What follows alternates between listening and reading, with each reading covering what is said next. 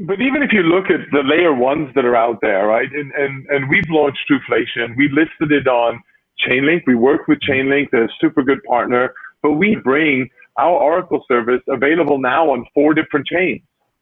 So you've got Trueflation times 4, right? So you've then got, and then we're on Binance, Avalanche, Polygon, and on Ethereum.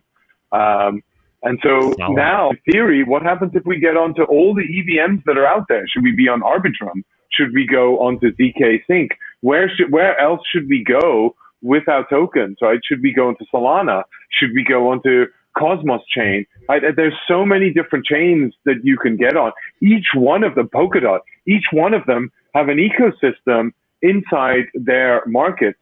And if you think how big the economies are out there and the different industry verticals in each economy, you know, in a way, why can they not have a loyalty card? Why can they not have a currency that you need to pay them in? And nowadays with exchanges, decentralized exchanges, I can immediately swap into, I love your product. I want to buy and subscribe to your next course, right? And you only accept DAN tokens. And oh, damn, but DAN tokens, I can buy DAN tokens on this exchange. It's credible. I can only swap it with USDT.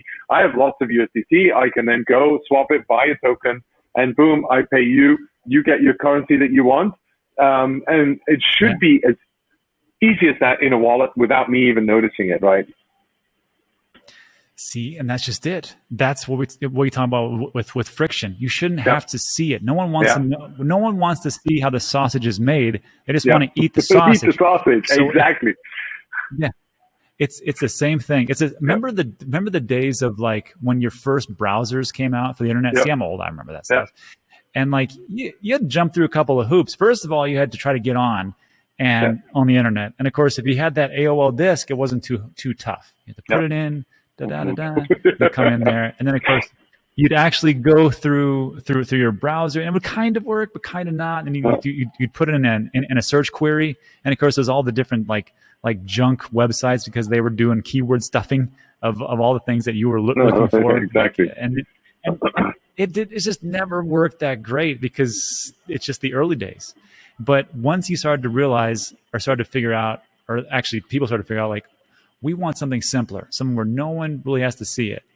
That's when everything took off. It's the same thing with cell phones, same thing with this, and it's going to be the same thing with crypto and digital assets as time moves forward. But that's the growing pains to get there.